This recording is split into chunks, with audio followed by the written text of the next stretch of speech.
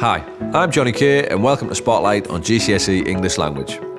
This series of videos will help you to develop your understanding of the key questions in both GCSE English Language exam papers by looking at what the question is asking you to do, what you should include in your answer, common mistakes to avoid, and top tips. In this episode, we'll be covering Paper 2, Question 4. Paper 2, Question 4 assesses your reading skills. Here, you're being assessed on how you compare writers' ideas and perspectives and how these are shown across two texts. So, what does this look like?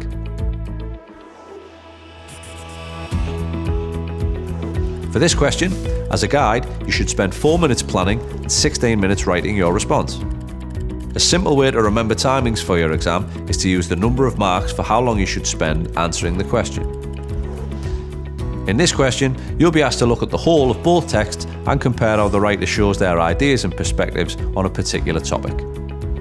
Remember that the exam paper could also ask you to compare similar perspectives and feelings, even though the examples you'll have looked at are for different perspectives. As with lots of the other questions in the reading section, you'll need to make sure you use evidence to back up your ideas. Much like Paper 1 Question 4, you'll need to identify the methods the writers have used in the text. So, what else is this question asking you to do? Let's take a look. To answer this question successfully, there are 3 elements to complete. What are the main attitudes and ideas in both texts? What methods are used to show these attitudes and ideas? And analyse why the methods are used. Let's take a look at what needs to be included in your answer.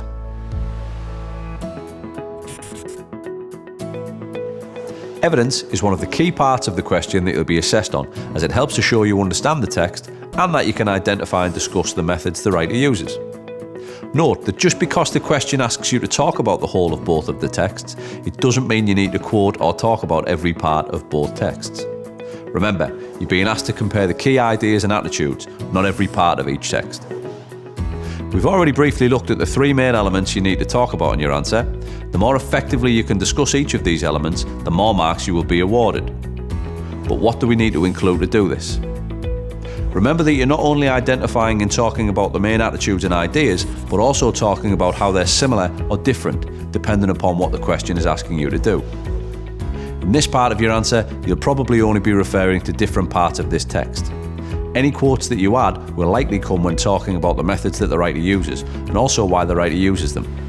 When we talk about writers' methods, we mean the techniques the writer has used to communicate certain ideas, attitudes, or themes. This can be done using language features like similes, metaphors, or specific vocabulary. However, it can also mean looking at the writer's tone, the mood or emotion, or structural features such as the order of events or shifts in focus or pace. These are the features the writer uses to communicate their ideas, to share their opinion, or to let the reader know their point of view. It's important to think about the impact the writer's methods have on the reader. What do they make the reader feel or think? Why does the reader think or feel this way? It's also important to remember that you are the reader. How do the writer's methods make you think or feel? Why? Make sure you explain why these features have made you feel this way, as this shows the examiner that you've understood the text and found evidence in the writer's methods. A simple and effective method to explain why the writer's methods have made the reader think or feel a certain way is by putting yourself in the shoes of the character saying the quote, or in the same situation and thinking about what you would be thinking or feeling. What does the quote make you think will happen next, and why do you think this? Add detail by thinking about the effect the writer is trying to have on the reader. Why do they want the reader to think or feel a certain way? What are they trying to achieve? As I've already mentioned, you need to use quotes to evidence your ideas. Also, by referring to the actions, thoughts, ideas, perspectives, and attitudes in the text, you'll be able to show the examiner that you've understood the ideas and perspectives in both texts, and this will support your comparison as a result. But how can you write an answer that effectively covers both sources? What can you look for in the sources to help you? It's likely that the topic or main theme in source A and source B will be loosely similar. With this in mind, it's worth looking for similarities in the language and vocabulary used in both sources. Descriptions in the opening of both sources can also be a good start in finding similarities and differences. It's likely the opening will try to set the scene, to introduce us to the setting, characters, and set up any events. It can be difficult to structure your answer, so how can you do this? You could give a full answer for source A by giving a paragraph or detailed response about the feelings and perspectives in that source. Talk about the methods the writer has used. Use quotes to evidence your response and talk about how this affects the reader. Then, do the same for source B, giving detail about why or how it's the same or different as source A. Answering in this way will allow you to fully explain the methods used in each text. Do keep an eye on the time though. Making comparisons using this method can be challenging. Another way to answer this question is to bounce between the two texts. So, to start, open with how the writer of source A shows their feelings and perspectives. Then, immediately do this for source B, explaining the similarities or differences. Then, talk about the methods used by the writer in source A, and then the methods used by the writer in source B. Using this method, you're more likely to identify comparisons between the texts and show that you understand them. Now we have a good understanding of what you need to include in your answer, what does this look like in an exam? Let's look at an example. For this example, we'll look at part of an answer which achieved between 9 and 12 marks. You can see that the student has a clear understanding of the ideas in source A and is able to give evidence to show that they understand the ideas. After this, the student then begins to clearly compare the ideas and perspectives that they have identified in source A with those from source B. This is a good start, but remember, it's very important to talk about the writer's methods and how and why these methods have been used. We see this in the next part of the answer, and the student again gives a quote to support their answer. After this quote, the student then starts to explain the effect this quote and method has on the reader. This also shows us that they understand the text, the ideas and perspectives, and how the writer uses the simile. The student then finishes this part of their answer by again showing a clear understanding of the different ideas in the texts. Remember that your answer doesn't have to follow a set structure, and that you can add quotes, discuss writer's methods, and talk about the effect on the reader in any order.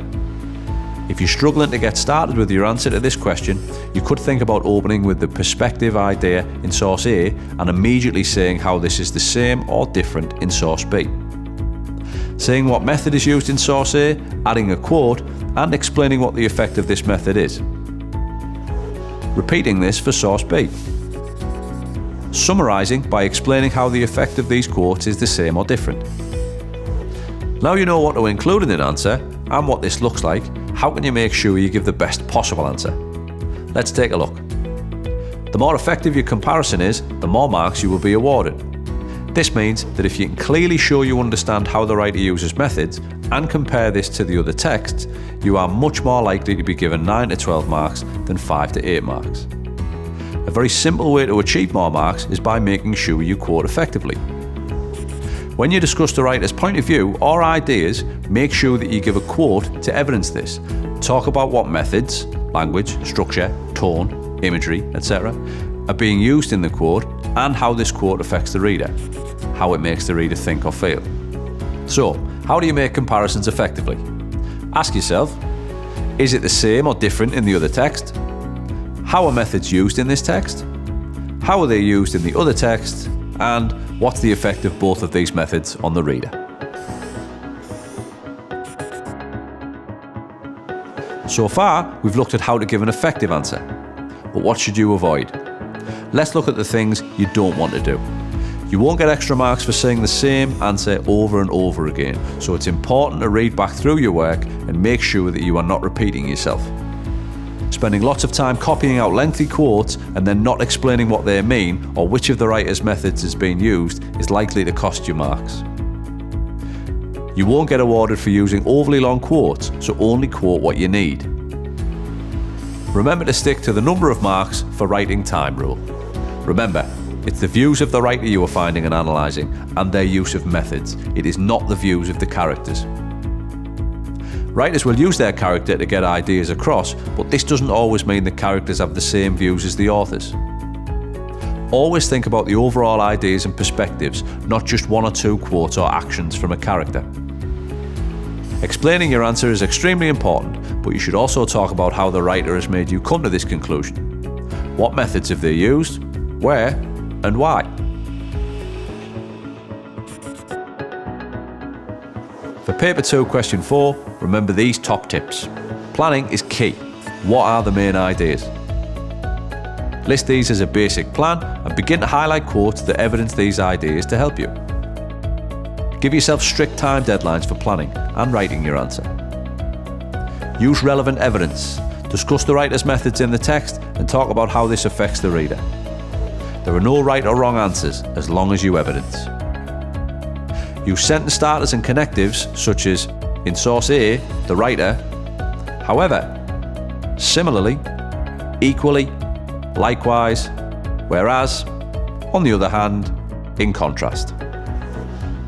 Check out the other videos in this series for Paper 1 Question 4, Paper 1 Question 5 and Paper 2 Question 5.